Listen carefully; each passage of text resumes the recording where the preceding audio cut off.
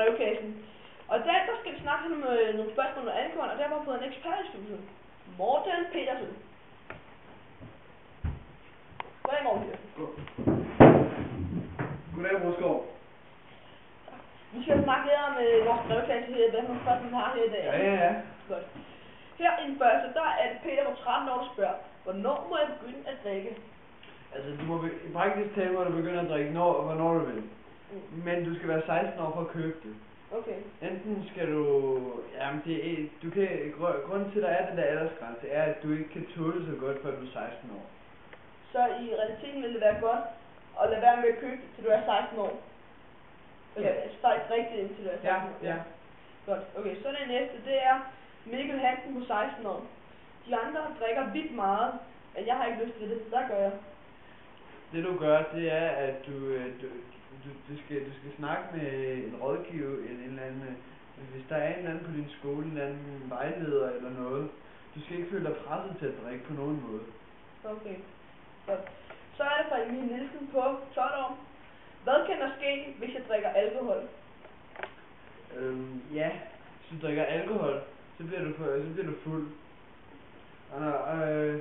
Men hvis du drikker alt for meget, og din promille, altså fuldhedsgrad, eller hvad det hedder, den kommer op på over 4, så dør du.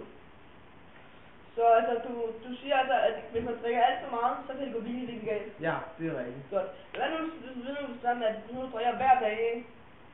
Og du drikker en vis mængde hver dag, hvad kan der så ske? Altså, det er mindre farligt at drikke lidt hver dag, end at drikke en hel masse på en gang. Okay, så er næste spørgsmål. Det er Andreas Vosted på 14 år. Hvor min storebror købte alkohol til mig. Ja, din storebror, hvis han er over 16, så må han gerne købe alkohol. Og han må faktisk også give det til dig. Men du skal tænke på, at hvis du er under 16, så kan du stadig ikke tåle det. Nej. Så det er måske en meget dum idé at modtage det. Okay. Så er der Mads Mandal på 15 år. Må mine forældre give mig øl med til fester? Ja, det må de gerne. Dine forældre, de er myndige, og så de må gerne give dig, så har de, men ja, de må gerne give dig øl med til fester. Men for at der ikke skal blive uoverens med, at andre forældre ikke vil have det, så skal dine forældre måske snakke med andre forældre. Ja, okay. Så har vi lige det sidste spørgsmål, inden vi runder af her. Det er fra Markus Kok på 14 år. Hvor meget kan jeg tåle at drikke? Du kan tåle at drikke rimelig meget. Jo flere gange du har drukket, jo mere kan du tåle at drikke. Men der er selvfølgelig en grænse. Igen, hvis din promille kommer over 4, så kan du dø. Okay.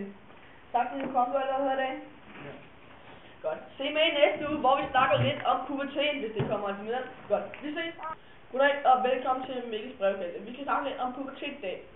Og derfor på vores kontaktstudie. Han hedder Mathias Sørensen, der kommer ind derfra. Goddag, Mathias Sørensen. Mange tak. Og hvor er du kommet i dag? Ja. Vi skal snakke lidt om pubertet her i vores brevkasse, ikke? Jo. Jo, så var det første spørgsmål, det kommer fra Lars på 13 år. Hvornår begynder drenge og piger at komme i puberteten? Ja, der er lidt forskel. Piger, de udvikler sig hurtigere, og de kan gå i puberteten allerede i 9-årsalderen. Okay. Mens drenge først kan gå i puberteten i 10-årsalderen, fordi de udvikler sig lidt langsommere. Okay. Der fik du lige svar på, det er Lars 13 år derude. Godt, så går næste spørgsmål. Det er fra Emil Jong på 14 år. Forandrer man sig psykisk i puberteten? Ja, men man begynder at tænke anderledes. Man begynder at udvikle sig til en voksen. Man begynder at interessere sig for piger og ja. Altså, tænke på nogle andre ting, eller hvad? Ja, præcis. Okay. Der fik vi lige svar på det i Emil Jong 14 år derude. Godt. Så kommer det sidste spørgsmål her. Ændrer en stemme sig i puberteten, spørger Cecilie på 12 år? Ja. Piger, de får fra at have sådan en meget lys stemme, får de en mere kvindelig stemme. Og drenge, de får bare en generelt mere mørk stemme. Okay. Der fik vi svar på det, Cecilie 12 år derude. Godt. Vi når desværre ikke med i dag, men tak fordi du kom, Mathias Sørensen. Vi ses næste uge.